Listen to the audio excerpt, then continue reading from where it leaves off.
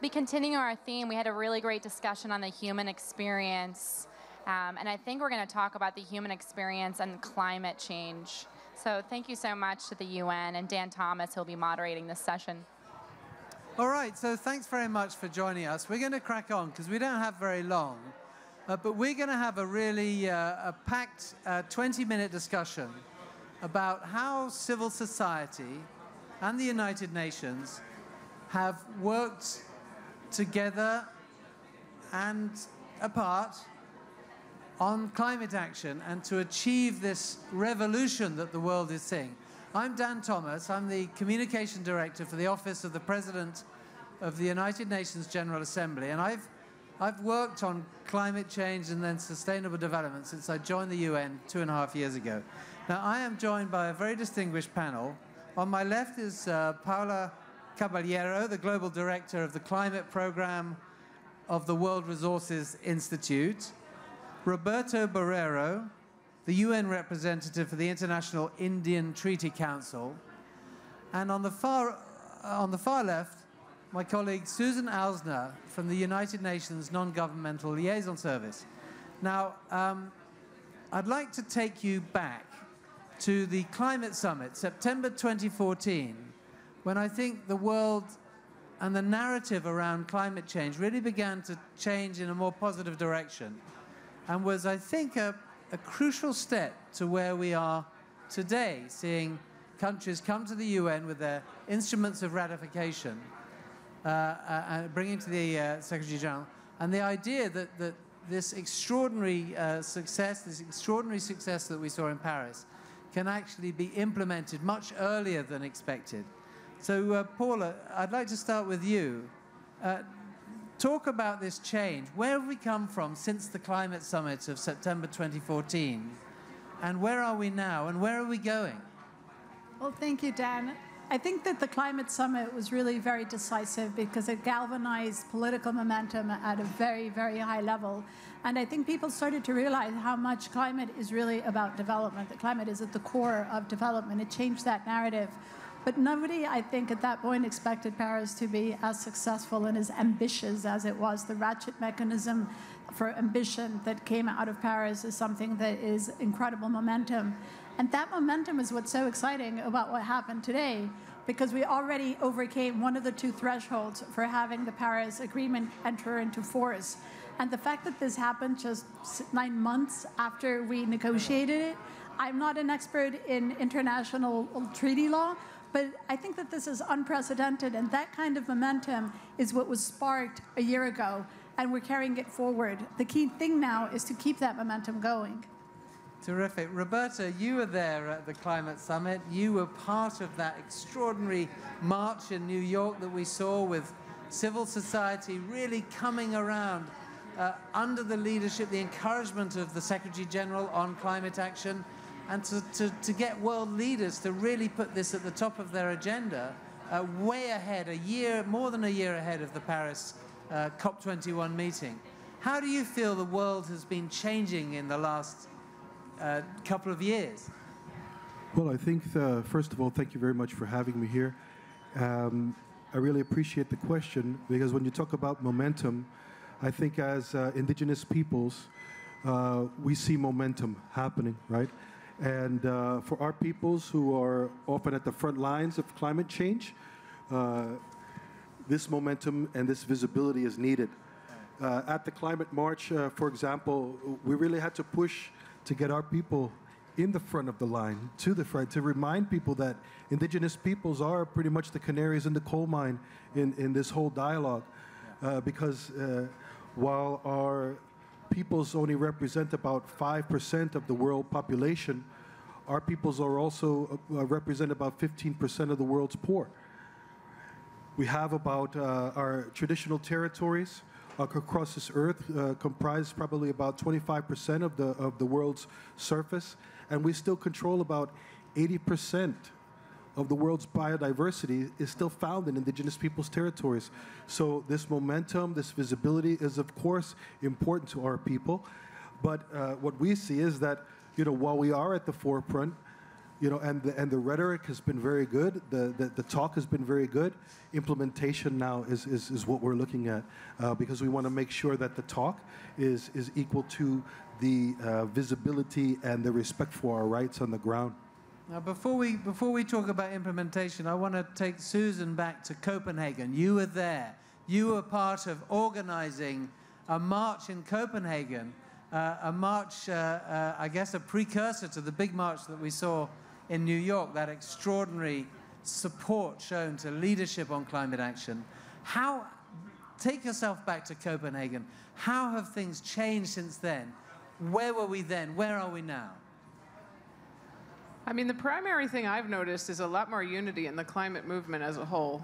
When I was in Copenhagen in 2009, my job was to see if we could organize a demonstration for COP15. Right. Many of the civil society groups were at odds on various positions, and it was at that time I put forward, why don't we just agree to disagree and stand up for climate action, march for climate action. And so we had a very sort of general call for the march, and established a peaceful, family-friendly motivation. And then so we got, some say 200,000 people on the street in Copenhagen in the middle of December to march 6 kilometers to the climate change negotiation site. Right. Now, the difference then was it was a really protracted negotiation to enable the march to send some representatives in to do a handover to the executive secretary.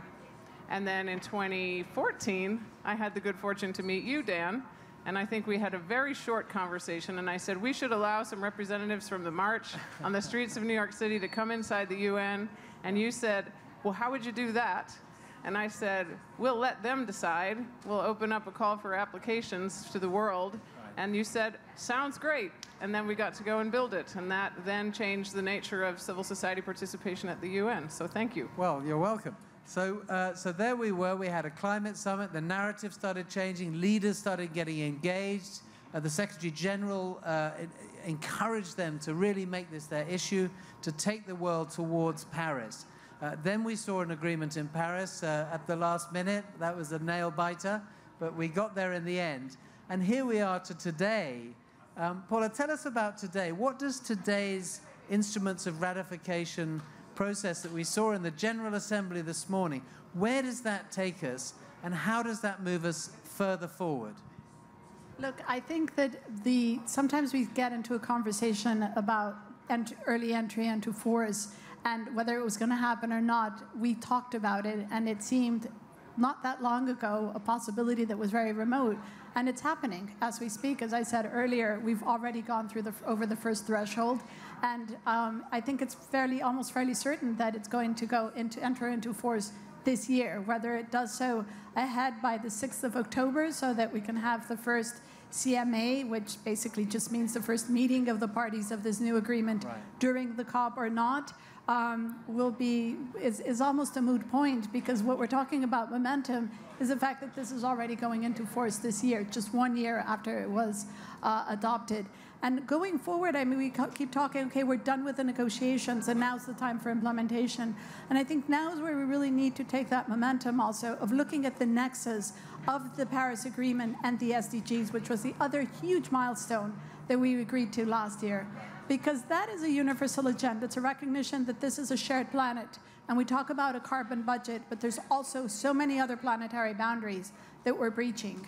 So unless we take a good hard look at all of these issues, climate change and everything that is going to be needed to deliver on the climate action as a core part of development, and for countries to really see that it's in their own self-interest to act at the scale and with the urgency that's needed, that I think is the momentum, and that's what all of us need to do in these coming months and in the coming years, is not lose the momentum and make sure that the cost of inaction and the price of action is well understood by everybody. Because as you were saying very clearly, this is not for governments, this is not for NGOs, it's not for private sector, it's for everybody to really pull together, figure out what do you bring to the table, what's the most that you can do. And if we all push in that direction, I'm absolutely convinced that we will be able to keep to the promise of Paris, which is to go as close to possible and to keep as close to possible to 1.5. Roberto, where do we take the movement? Where do you take the movement from here? You've led an indigenous movement for climate action. We have a new 2030 agenda for sustainable development. The two agendas are kind of coming together. Where does the movement, where do the indigenous peoples put the pressure now? Is enough being done? Are you confident that leaders will see this through? Are we confident? I think we're optimistically cautious, right, about this process. Just because if you look at the history of indigenous peoples, for example, treaties. We have treaties with governments. We are governments, right? But the way the laws get changed and the way that implementation happens at home, sometimes we see there's a lot of inequity in that. And so where we take it, we have to take it at the local level. We have to keep applying pressure at the international level, which is what we're doing. But really, we have to bring our folks on the ground, the people that are affected most, right? Because often in this dialogue now, everybody's very euphoric. But what will happen now is we'll see a push for fast-track development. And often when we see fast-track development, that affects the most vulnerable on the ground, and indigenous peoples are right there, as I said, on the front lines. So that concerns us, and that's why we're here. That's why we're speaking up. That's why you see folks speaking out, not only at the United Nations, but also protests, right, happening. For example, in the United States, we have a very large protest of American Indian people out at Standing Rock Sioux Tribe, protesting a large pipeline. Why are they protesting that pipeline is because there was no consultation, really, of bringing that pipeline, that development, that fast-tracking that development right near the reservation when they were first slated to bring that pipeline within 30 miles of a predominantly non-indigenous community, Bismarck, North Dakota. And then they said, no, well, we have concerns about our water. Right. But then they were able to move this. So they said, okay, you guys have concerns about that water. So we'll move this pipeline. Where did they move it? Within 10 miles of the indigenous community. Right. So why was it okay for them to move it when people had concerns about water 30 miles away, but it's okay to put this pipeline near an indigenous community 10 miles away? So these are the type of things that we're talking about. We have the Declaration on the Rights of Indigenous People. We have international standards that talk about our rights, free, prior, informed consent. Right? This is what we were pushing. This is not what appeared in the SDGs or in the climate agreement, although we were pushing that. We are satisfied that at least we talk about in the preamble, it says, mentions indigenous people's rights. But now we really have to call the nations to task on that. We have to look at the national level. Where are we, right? We were invisible from the Millennium Development Goals. So now we're talking about near invisibility in this process as well, which is why I have to be really engaged in the indicator process. And that's where we see really mobilization locally, but really keeping the pressure up internationally. And Susan, you've done more than anyone with the Non-Governmental Liaison Service here at the UN to open the UN up to civil society voices, the voices of indigenous people, the voices of people from all different communities. Are we where we need to be now as we embark upon this Agenda 2030, or are we still not really listening to the voices of civil society at the United Nations, do you think? I think the classic answer here is there's many UNs within the UN. So there are parts of the UN that are very civil society friendly and understand the value and see the purpose and the partnership. For example, the Office of the President of the General Assembly, and highest respect to the office for the last 3 years, have been exceptional for expanding civil society participation. The Office of the Secretary General, the same. Many of the UN agencies are very civil society friendly, have civil society focal points, right, and see the value brought. Many member states are as well, but there is clear tension, as everyone knows, about what the role of civil society at the UN should be. It's an intergovernmental body. How much space do we have available for civil society? You see it in the modalities negotiations on process after process. There's a fight about whether member states should have the right to object to an NGO and whether it needs to be transparent. Our view at UN-NGLS is we can organize this well. We can negotiate, we see where the member states end on what the available space will be. Then we work out a process that's meeting the needs of the member state, trying to expand the space for civil society, because that's actually our mandate, to build the role of civil society. And we just organize it well. We help civil society to be informed well, to understand what they have space for at the UN. We push a little, but not too much. Like, for example, in the Secretary General candidate questions process, where we opened up a completely new space through a careful discussion together with your office. That was unprecedented. People started to see the value. They said, this is interesting. Wow, it's like a halftime show. The civil society questions, we like them. They're introducing something new. Right. In other places, it's still a little bit, I would say, maybe regressive, because I think this is where the world is headed. I think we're going to need more openness, more transparency, and more participation to really overcome the challenges like you're describing. So all solutions are always going to be known best by the people who are affected by the problems. We have to have them at the table when we're designing the policy. Thank you.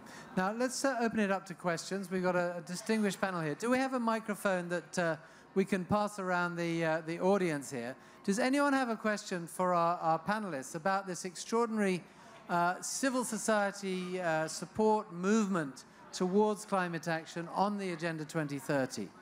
I'm going to open the questions, open the floor up to questions if anyone has a question. Otherwise, we'll keep going. Okay, I don't see anyone rushing to ask a question. Dan, I would like to come back on what Roberto said. Please. Our audience gets their wits around them and asks us, I'm sure, very sharp questions. What Roberto was talking about, and also what Sue was talking about, I think is about inclusion.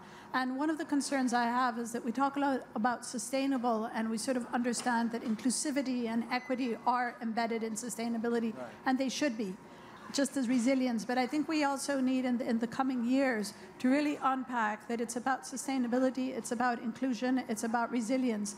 And they're all in the same space, and they all feed on each other, and it can be a virtuous cycle. But we have to make sure that it's there. And that is where we need to have very inclusive processes, also for development of the NDCs, for unpacking what does climate action mean at country level, both for mitigation as well as for adaptation. And that, I think, is going to be the strength of the process. If these two agendas coming together can help countries in a participatory way understand what are their trajectories for growth and for inclusion, not for now and not for 5 years. What are we going to be like in 2050 and 2060? And that, I think, is what we really need to keep. That's the real ambition for sustainability, for inclusion, for resilience, and for equity.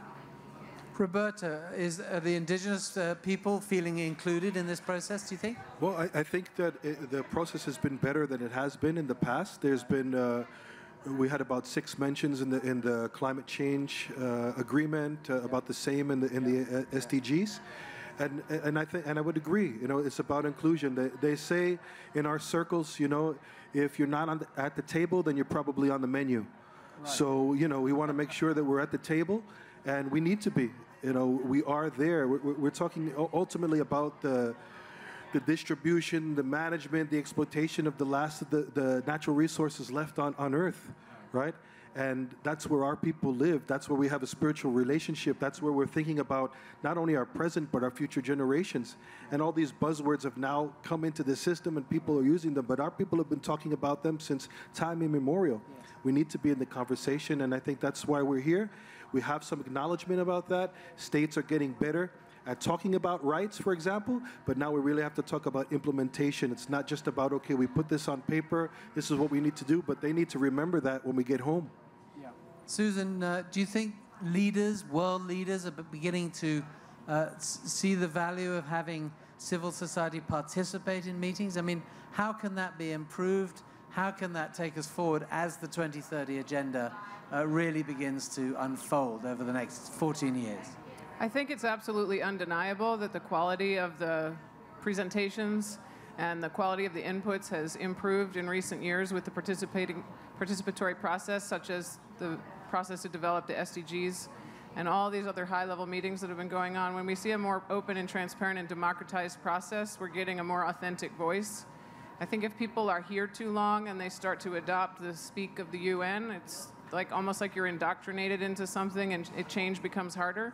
We've been really freshening that up by putting completely open and transparent calls for applications.